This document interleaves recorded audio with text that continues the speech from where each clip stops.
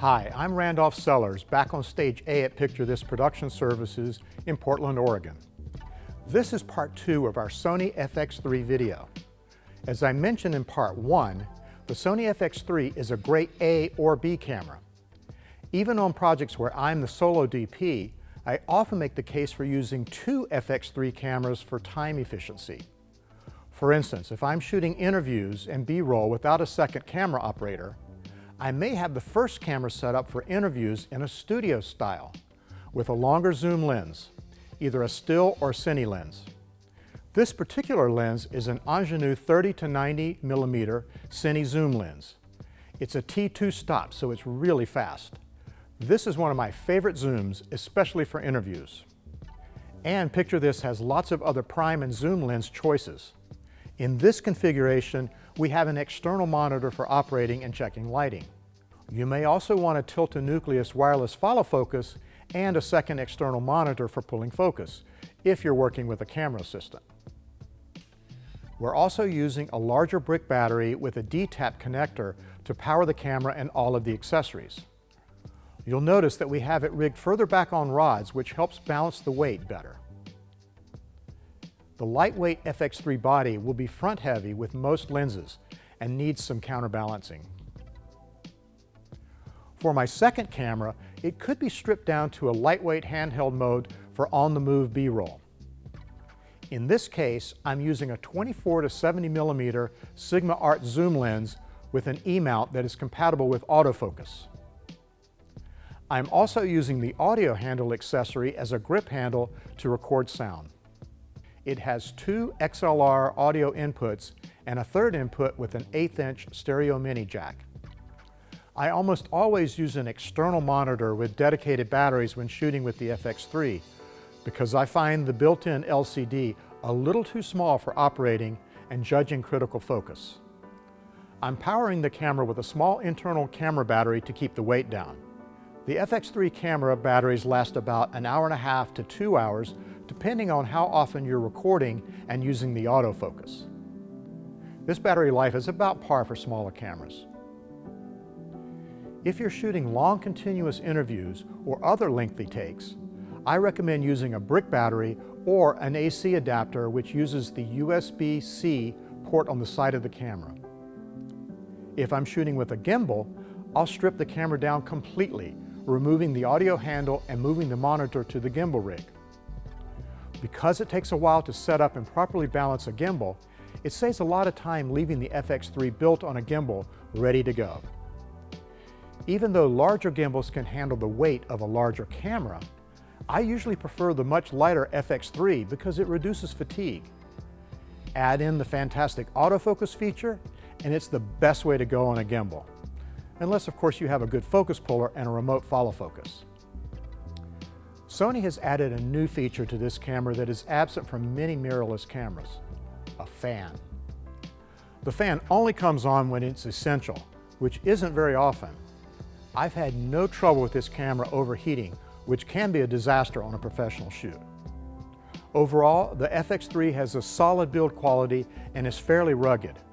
While most mirrorless cameras absolutely require a cage to add any accessories, Sony has also added some 1/4-20 threads directly into the body, so that you can add a few accessories without a cage, if you want to keep the weight down. I do recommend using the cage when adding a full complement of accessories. A big reason is that the camera body only has 1 screw thread at the bottom, whereas the cage has 2 screw threads, so it is held more securely. One last thing to keep in mind about the Sony FX3. It has a very deep menu with lots of settings. On the one hand, having all of these features and functions is great because that gives you lots of useful choices. But on the other hand, the extensive menu could be overwhelming to first-time or beginning users. There are lots of setting choices you'll need to make ahead of time, such as resolution, codec, picture profile, LUTs, and more. So I highly recommend allowing enough time before your shoot to get familiar with the menus and the custom buttons so that you don't struggle with normal operating procedures. Because of its small body size, there just isn't enough physical space to have all of the dedicated external buttons that a larger camera might have. However, Sony has done a decent job of making it easier to avoid having to deep dive into the menu to find and change every setting. In addition to the control wheel, which enables zebras, display, and peaking, there are 6 custom buttons that are assigned to commonly changed settings such as white balance and ISO. But you can reassign any of these buttons or wheel functions to suit your working style. In addition, there is a handy function button labeled as FN. This brings up a shortcut menu that contains 12 menu items that have been pre-selected by the factory. But any or all of these items can be reassigned by you ahead of time. Something to consider: if you make any changes to the custom buttons or the FN menu, you can save your preferred settings on an SD card. That way, the next time you use the FX3 camera, you can load your preferred custom settings. This will save you a lot of setup time in the future. Evaluating specs and features can be very useful when comparing different cameras for different types of projects and work styles. In this video, I've tried to cover most of the strengths, limitations, and recommended uses of the Sony FX3 camera. But the last question is, how does it look? Bottom line, for any project, we want a camera that can deliver the best looking images possible that is affordable within our budget. Of course, the FX3 may not have the right specs or the best features for every type of project. However, I believe that it really over-delivers on image quality at a great price point. But you'll have to be the judge of that. Here's more of the test scene that we shot with the Sony FX3 that shows off the dynamic range and cinematic quality of its sensor, and how well it performs in low light scenarios.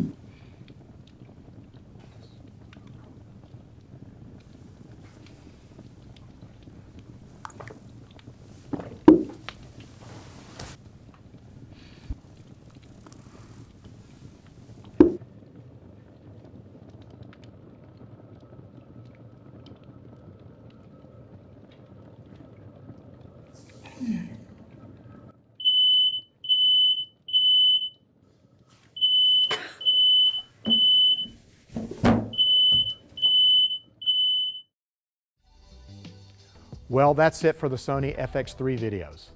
Let us know in the comments below any other cameras, lenses, or lighting gear that you would like for us to cover. Or stop by Picture This Production Services and check out their gear selection in person. Thanks for watching.